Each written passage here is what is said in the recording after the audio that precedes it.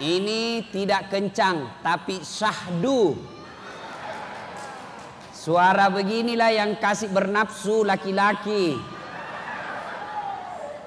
yang mendayu-dayu. Ada cewek di sini? Ada?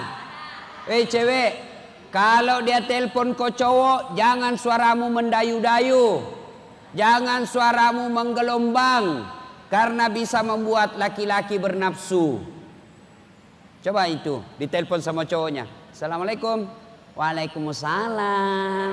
Nah, itu bikin nafsu laki-laki.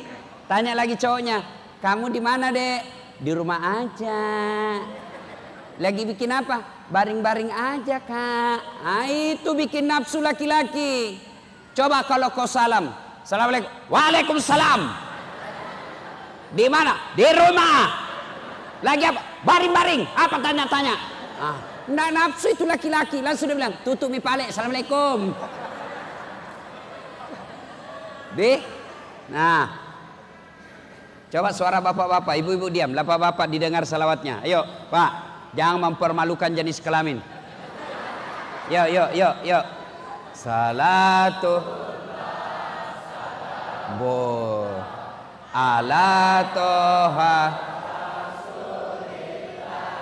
salatullah ala yasin habibillah. Mantap, bapak masih boleh poligami, masih kencang kalau berani, kada wani.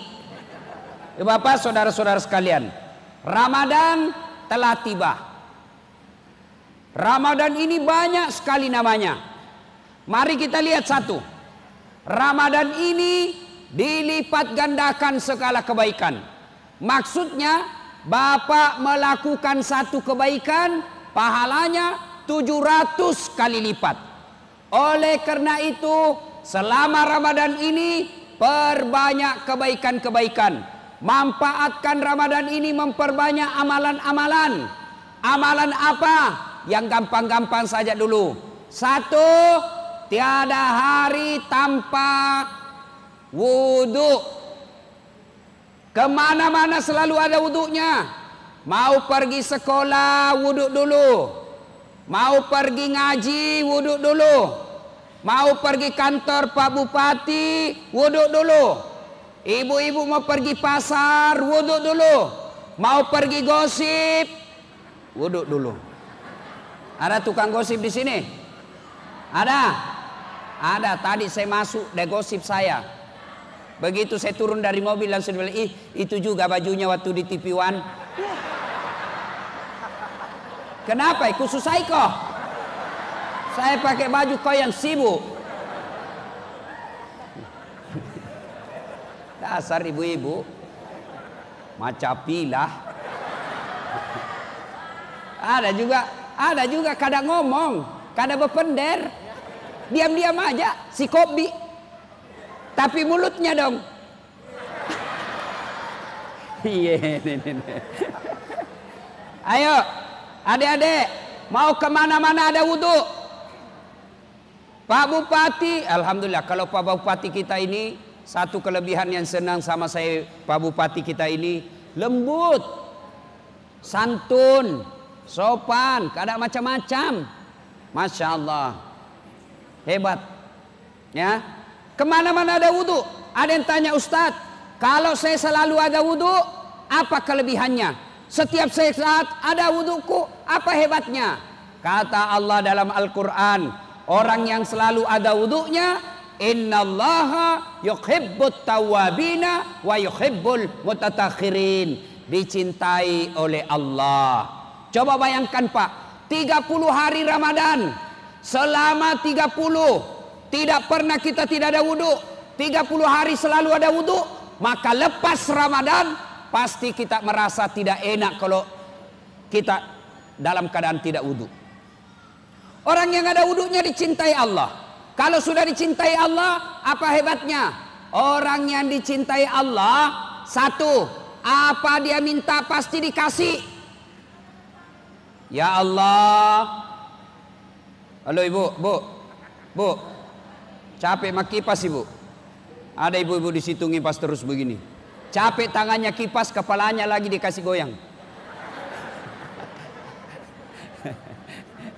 Ayo, orang yang selalu ada wudunya dicintai Allah. Kalau sudah dicintai Allah, maka apa dia minta dikasih? Ya Allah, mudah-mudahan anakku lulus masuk perguruan tinggi negeri, dikabulkan. Ya Allah, mudah-mudahan bisnisku lancar, dikasih. Ya Allah, mudah-mudahan anakku jadi pegawai, dikabulkan. Kenapa? Sudah dicintai Allah. Kalau orang dicintai Allah, apa dia minta pasti dikasih.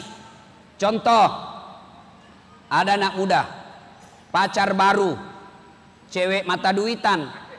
Nah bilang ceweknya, "Kak, betul kau sayang saya?" "Betul Dinda."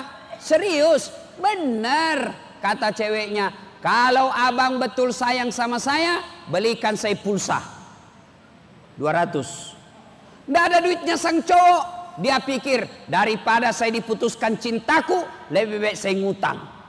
Dia pergi ngutang sama temannya, "Pinjam duitmu 200, bulan depan ku bayar 400. Yang penting saya tidak diputuskan cintaku." Begitu juga dengan Allah. Kalau Allah telah cinta kepada bapak, bapak minta di bulan Ramadan ini, Allah kasih. Ada yang bilang, "Kenapa yang saya minta tidak dikasih? Saya sudah wudhu, setiap saat saya wudhu, setiap Ramadan saya wudhu, setiap selesai tarawih saya minta. Kenapa tidak dikasih? Saya tidak terpilih jadi anggota DPR." Ada di sini caleg gagal? Ada? Ada? Jangan lihat-lihat orang bos, tidak enak perasaannya. Saya punya asosiasi di Makassar, namanya Asosiasi Caleg Gagal. Capu duit ibaluk galungnya ikalaki. Bos, kalau bapak minta tidak dikasih, sangka baik. Saya sudah pasang baleho, sudah sosialisasi, sudah pasang bagi-bagi jilbab, tidak terpilih, yakin bahwa bukan anggota DPR yang terbaik buat bapak. Saya tahun 2013 yang lalu di Makassar ikut Pilwali Makassar, 10 pasang calon. Saya tidak terpilih. Bukan kalah ya, bukan kalah. Bukan kalah. Karena yang menang belum tentu dia kalah saya. Cuma yang menang lebih banyak suaranya. Ini namanya sangka baik. Saya tidak terpilih wali kota, saya tahu hikmahnya. Karena saya tidak terpilih wali kota, saya bisa selesaikan doktor saya. Saya bisa sekolah 2 tempat, 1 dalam negeri, 1 luar negeri. S3 bersamaan waktunya bisa selesai. Andai saja saya terpilih pilwali, mungkin saya tidak bisa jadi doktor. Saya jadi ustadz, karena saya tidak terpilih jadi wali kota, saya jadi ustadz. Alhamdulillah, keliling kemana-mana. Saya pergi ceramah ke New York. Ibu-ibu tahu New York? Tahu New York? Tahu? Pagatan terus. Masya Allah. Saya pergi ceramah ke Turki, ke Belanda, ke Jepang, ke Filipina Selatan. Semua pergi keliling dunia. Maka kalau bapak tidak terpilih anggota DPR, jangan sangka buruk, sangka baik. Kenapa tidak terpilih anggota DPR? Allah tahu 2021 nanti di DPR ada penggerebekan, bapak terlibat korupsi, penjara 7 tahun. Allah tidak mau bapak di penjara, maka tidak lulus. Saya tamat SMA, daftar dokter. Saya mau jadi fakultas kedokteran. Saya ikut bimbingan tes. Saya sholat tahajud 40 malam berturut-turut. Ibu bapak saya doakan saya. Saya nasar puasa, kalau lulus 7 hari saya nasar puasa. Saya ikut bimbingan tes. Saya juara umum 2 di sekolah saya. Begitu pengumuman, tidak lulus. Temanku lulus, padahal nilainya tidak pernah lebih hebat dari saya. Saya tahu jawabannya karena saya lulus di Sospol.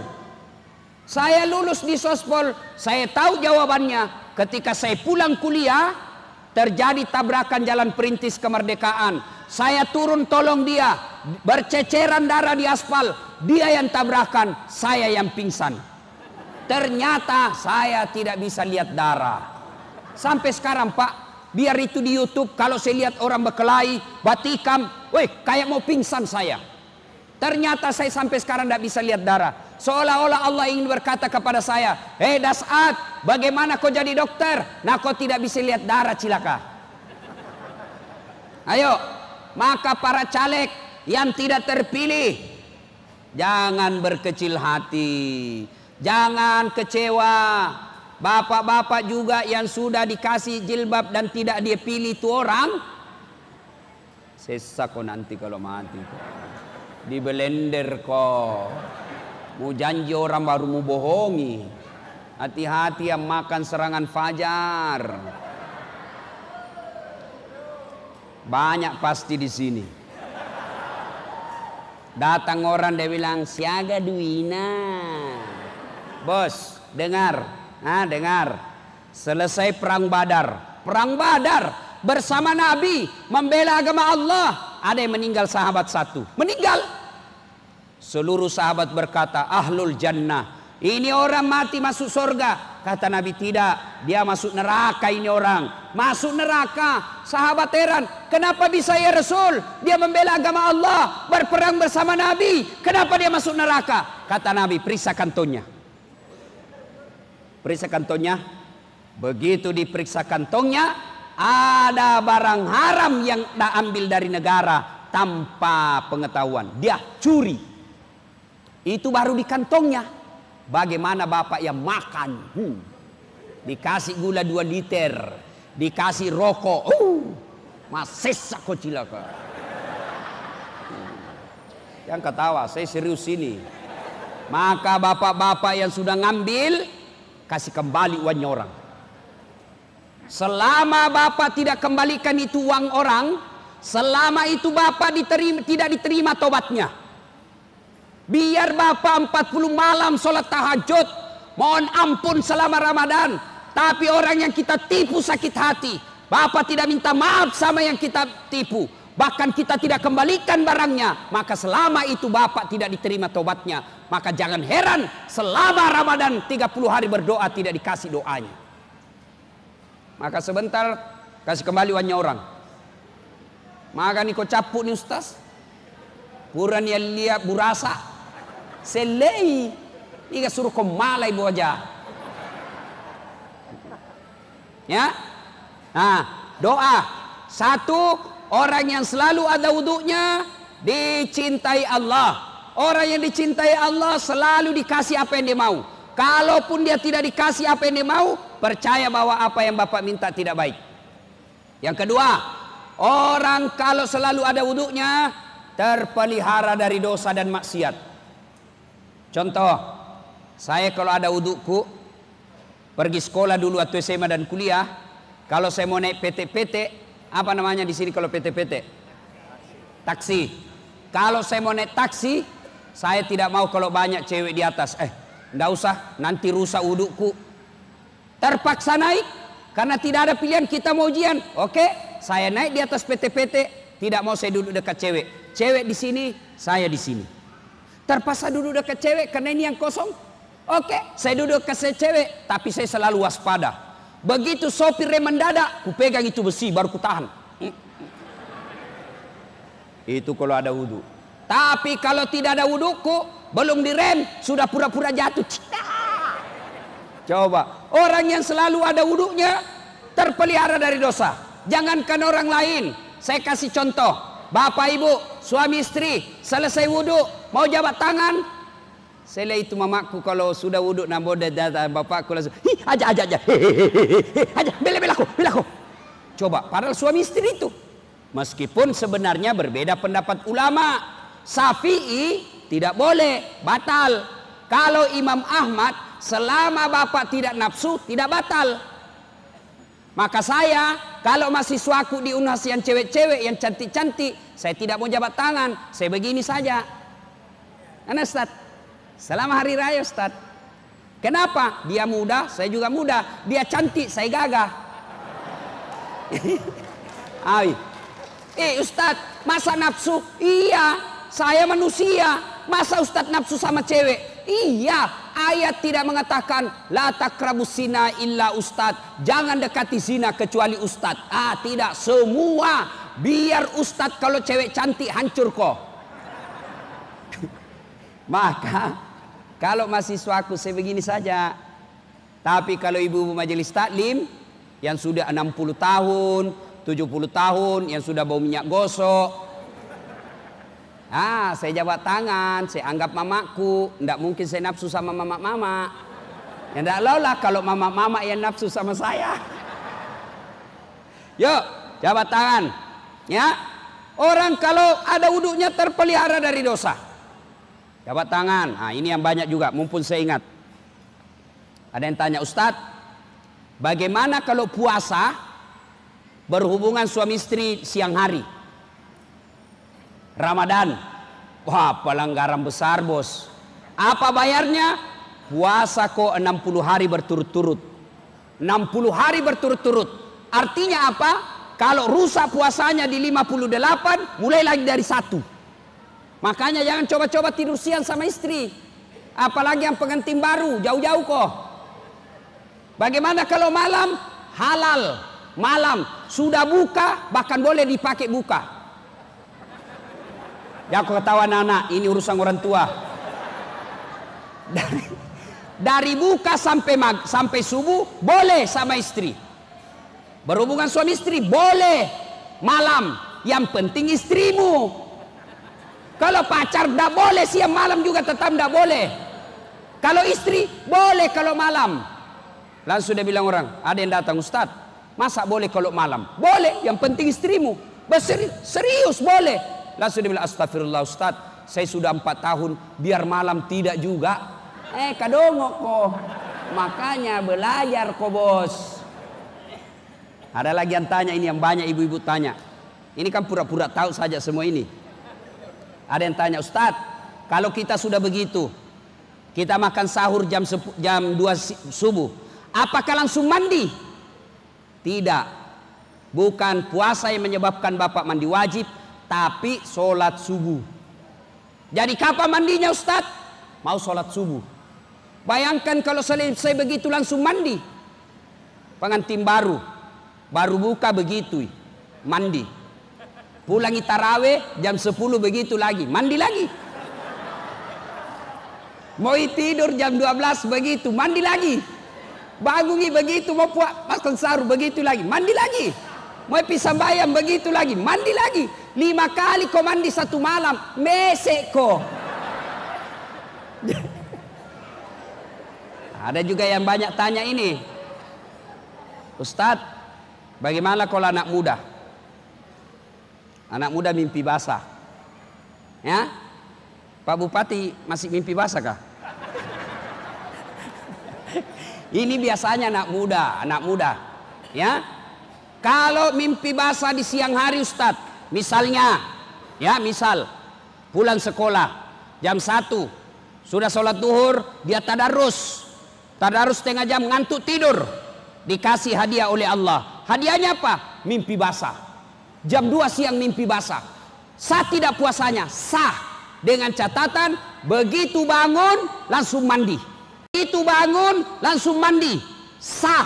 Kalau mimpi basah, mimpi. Kalau kau kreatif sendiri, batal. Ya, ini kan banyak yang tanya.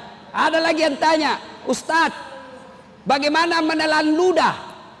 Ini biasa anak-anak kecil kasihan yang boleh puasa. Bagaimana menelan ludah? Boleh kau telan ludahmu, yang penting ludahmu keluar masuk. Boleh, yang penting tidak keluar dari mulutmu. Boleh kalau ludahmu, yang penting juga jangan kau tambah itu ludahmu. Ambil air. Batal nih, bos. Ya, ada yang tanya, Ustadz, bagaimana kalau kumur-kumur wudhu? Batal atau tidak? Kumur-kumur batal. Kenapa bisa? Soalnya 3 kau kasih masuk, 1 keluar. Nah, ibu apa saudara-saudara, kembali lagi. 1 orang yang selalu ada wudunya dicintai Allah. Yang kedua, orang yang selalu ada wudunya maka terpelihara dari dosa. Yang ketiga, orang yang selalu ada wudunya maka sebelum dia tidur, misal Pak ya, sebentar malam Bapak di pulang taraweh, selesai ngaji, kan ngaji disunahkan ada wudu. Kita ngaji tadarus ada wudu. Capek selesai ngaji baring-baring, tertidur. Subhanallah. Bapak kalau ada wudu tidur. Kalau ibu tidur ada wudu, maka setiap ibu goyang, gerak, malaikat berdoa, ya Allah ampuni dosanya ini orang tidur karena dia tidur ada wudunya. Misal Bapak sudah tidur, goyang kepalanya, malaikat, ya Allah ampuni dosanya.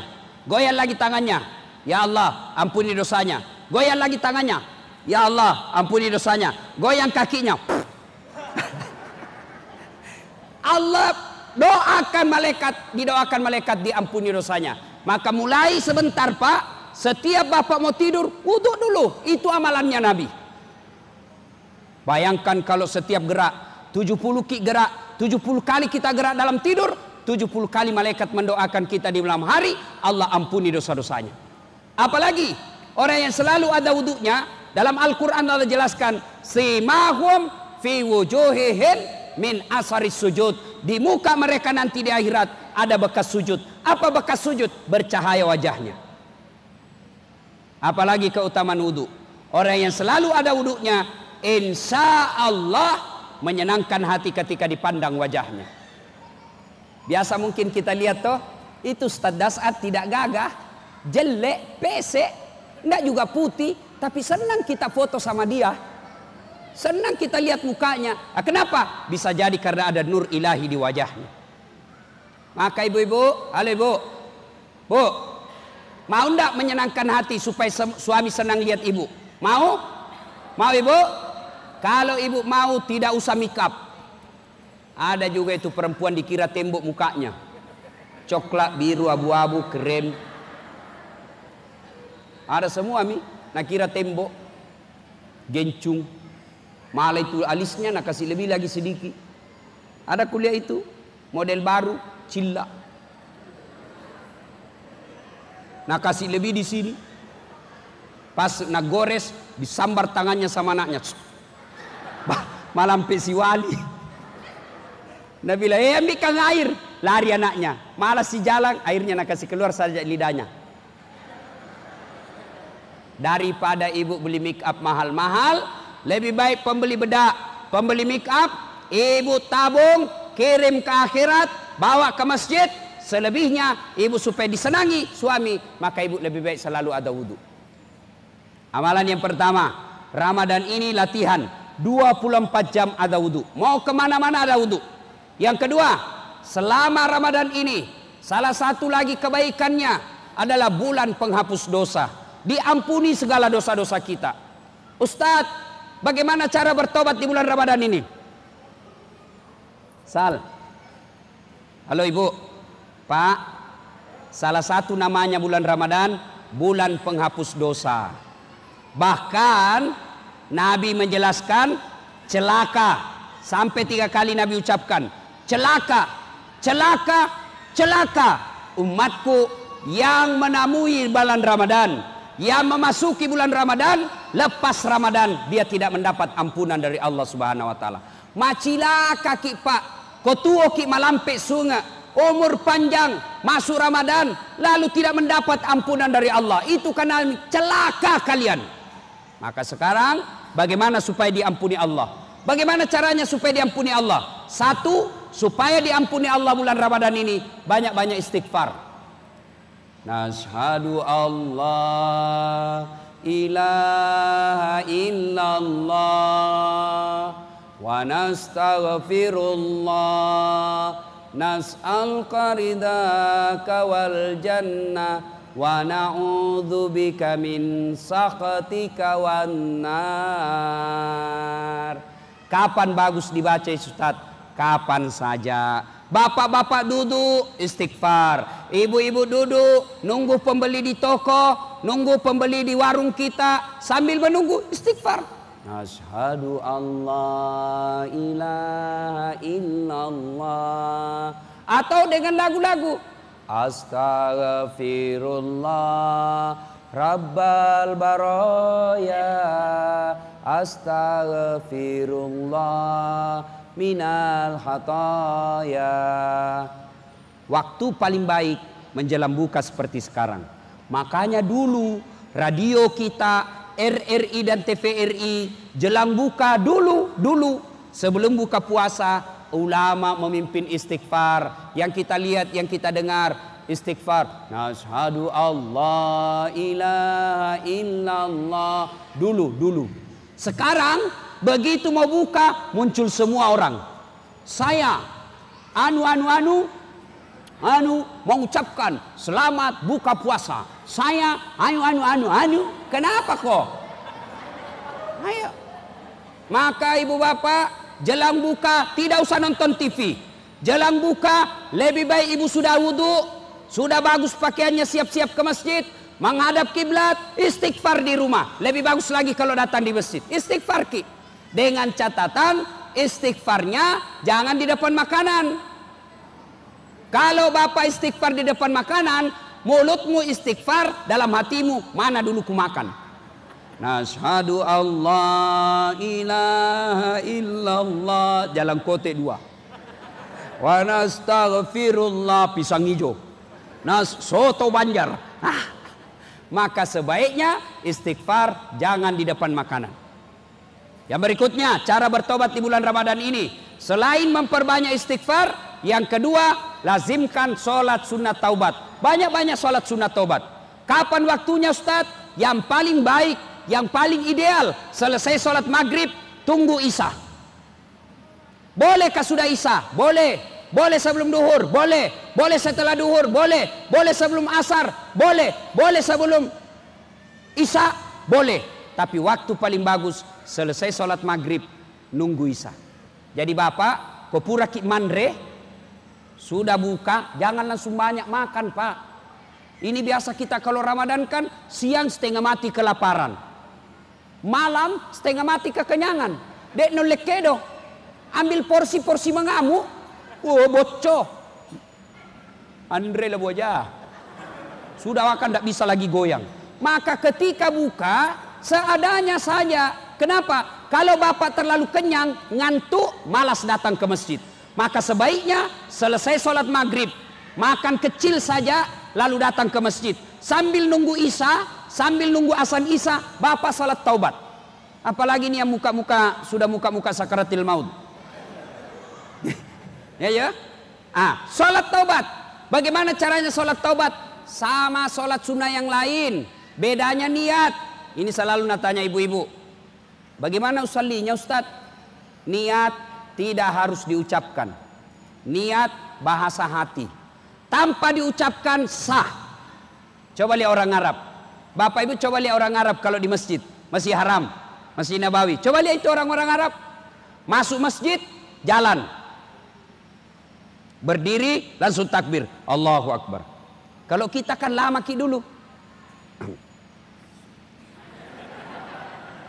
Loadingnya. Maka apa lagi? Allah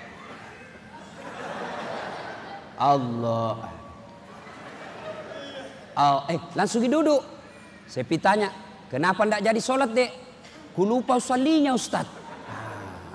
Tidak harus diucapkan. Kalau mau diucapkan juga bagus. Contoh, usalli sunnatal taubat rakaataini lillahi ta'ala. Saya niat sholat sunnat taubat 2 rakaat. Sunnah hukumnya bagi saya lillahi ta'ala. Bahasa Indonesia, bahasa Bugis, wakatai masampajan sunnat taubat 2 rakaat. Sunnah ireseseku nasabah Allah ta'ala. Allahu Akbar. Bahasa Banjar, kadakawa.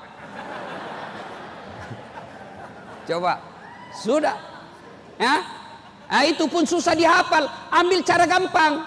Bagaimana cara gampangnya? Berdiri tegak, menghadap kiblat, baru bilang maki begini bu. Tuhan, semain sunat taubat ya. Allah Akbar. Ya ketawa ji, serius saya bos. Boleh. Sudah itu rakaat kedua ulang lagi. Tuhan, masih seperti yang tadi. Allah. Berapa rakaat Ustaz?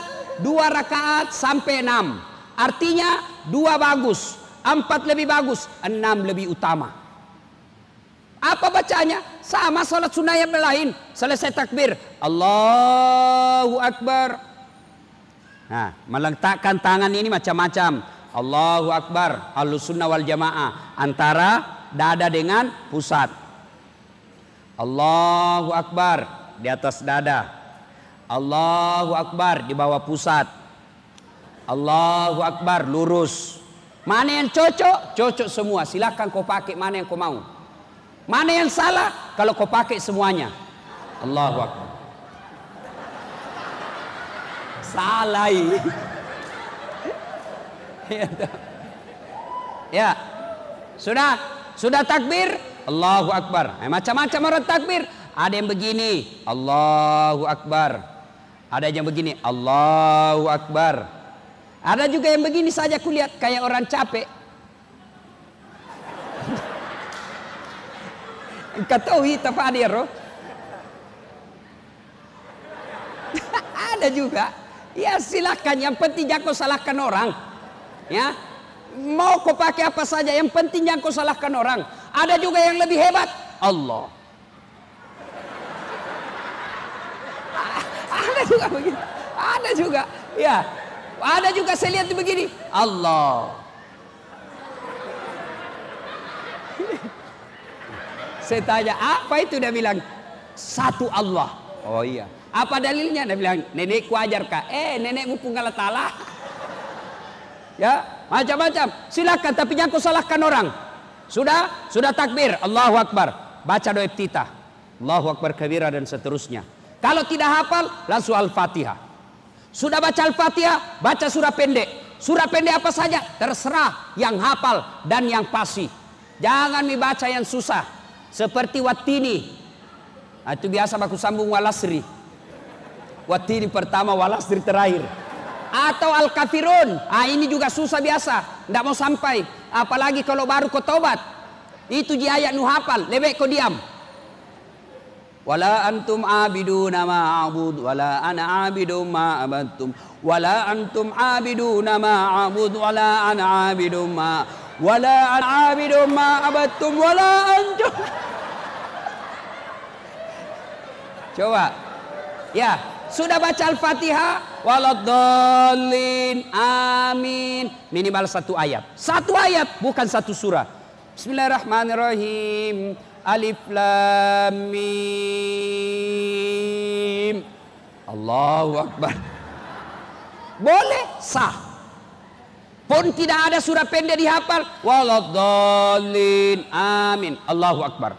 Sah. Sudah 1 rakaat naik. Rakaat kedua sama lagi. Kapan tobatnya? Sujud terakhir. Ya, misalnya tobat sujud terakhir. Ya Allah. Contoh. Sujud terakhir. Ya Allah, saya hilap tadi di kantor ya Allah. Pegang tangannya sekretarisku. Nah pegang juga Tuhan. Jadi baku pegang-peganglah kami. Ya Allah maafkan saya. Saya hilap, tak lupa kapuang.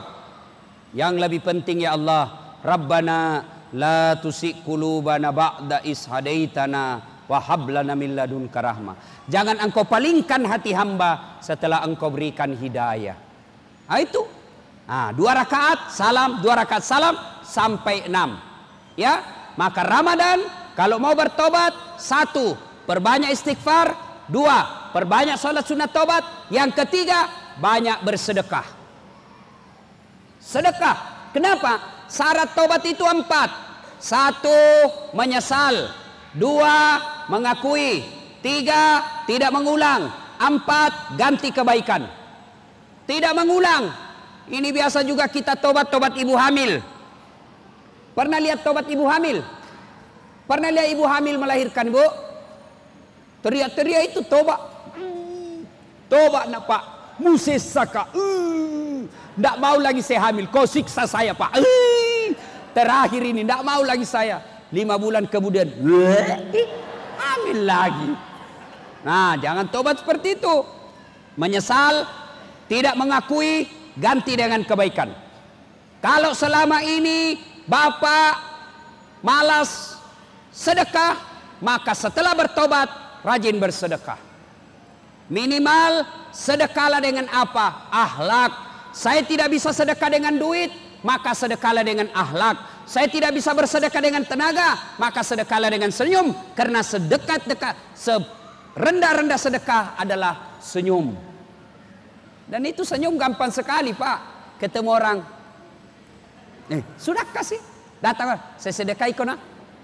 Nah, lalu bapak-bapak, ini bapak-bapak mau sedekah, sedekah paling baik adalah sedekah kepada istri. Apa Rasulullah bersedekah kepada istrinya? Rasulullah bersedekah kepada istrinya. Setiap beliau mau keluar rumah, beliau sedekah istrinya. Apa sedekahnya? Dia cium jidatnya istrinya. Fatimah. Nah, maka Pak, mulai besok praktek. Setiap bapak mau keluar panggil istri, sayangku, sayangku. Ada cerita nih, wallahu alam benar atau tidak. Ada kakek-kakek setiap dia panggil istrinya selalu sayang. Sayangku, sini dulu. Sayangku, ada tamu. Sayangku, belikan susu. Sayangku, nyalakan lampu. Dia dengar cucunya. Langsung dia, tahu kakek romantisnya. Sayang terus sama nenek. Dia panggil susu. Kenapa, kek? Jangan kau ribut. Kenapa? Ku lupa namanya nenekmu. Ayo boleh dicontoh. Bapak-bapak sedekah kepada istri.